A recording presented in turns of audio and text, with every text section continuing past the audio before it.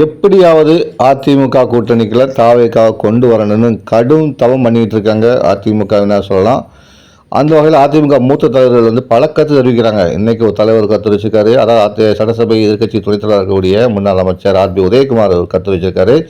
என்ன சொல்லியிருக்காருன்னா, விஜய் சரியான நேரத்தில் சரியான முடிவு எடுக்கணும், சீக்கிரமாக அந்த முடிவை சொல்லணும் அப்படிங்கிற மாதிரி ஒரு கெடு மாதிரி வச்சிருக்காரு. அதாவது நீங்கள் அதிமுக கூட்டணிக்கு வரணும், கண்டிப்பாக அந்த முடிவை நீங்கள் எடுக்கணும், இல்லைன்னா திமுக ஆட்சிக்கு வந்தீங்கன்னா மக்களை மட்டும் இல்லை உங்களையும் ஆண்டவனால் கூட காப்பாற்ற முடியாதுன்னு விஜய்க்கும் விஜய் ரசிகர்களுக்கும் விஜய் தொண்டர்களுக்கும் ஒரு செக் வச்சிருக்காரு ஆர்பி உதயகுமார். அவர் மேலே என்ன சொல்லியிருக்காருன்னு பார்த்தீங்கன்னா, நீ கண்டிப்பாக அதிமுக கூட்டணிக்கு வந்தாகணும்.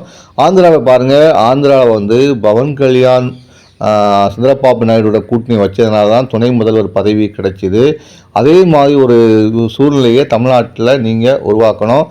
இல்லை மாறாக அவரது அண்ணன் சிரஞ்சீவி மாதிரி நீங்கள் தனித்து நின்றால் யாருக்கும் எந்த பிரயோஜனமும் ஏற்படாது.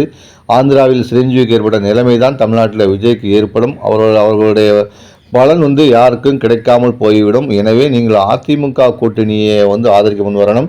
எடப்பாடி முதலமைச்சராக வருவதற்கு நீங்கள் அருள் புரியணும் அப்படிங்கிற மாதிரி தான் கருத்துக்கள்லாம் பரவிட்டு இருக்கு. உதயகுமார் கருத்து தெரிவிச்சிருக்காரு. இது இப்போ பார்த்தீங்கன்னா தாவேகா தொண்டர்களுடைய ஓரளவுக்கு ஆதரவு கொடுத்தாலும் மற்றொரு வகையில் ஒரு எதிர்ப்பு தான் பதிவு பண்ணியிருக்காங்க. ஏன்னா பழம் நெழுவி பாலில் விழும் இந்த நேரத்தில் உதயகுமார் இந்த சர்ச்சை பேச்சு விஜய் ரசிகர்களை கோபப்படுத்திக்கினே சொல்லலாம். கரூர் சம்பவத்தில் எடப்பாடி பழனிசாமி நடவடிக்கையை விஜயுடைய தொண்டர்கள் வரவேற்றிருந்தாங்க.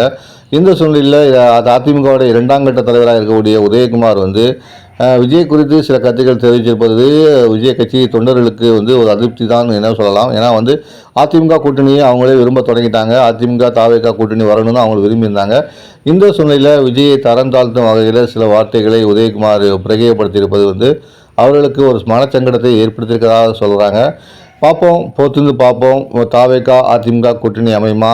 உதயகுமார் பேச்சுக்கு எடப்பாடி பழனிசாமி கண்டனம் தெரிவிப்பாரா என்பது தொடர்ந்து அரசியல் பேசுவோம். நான் உங்கள் பேனாக்காரன்.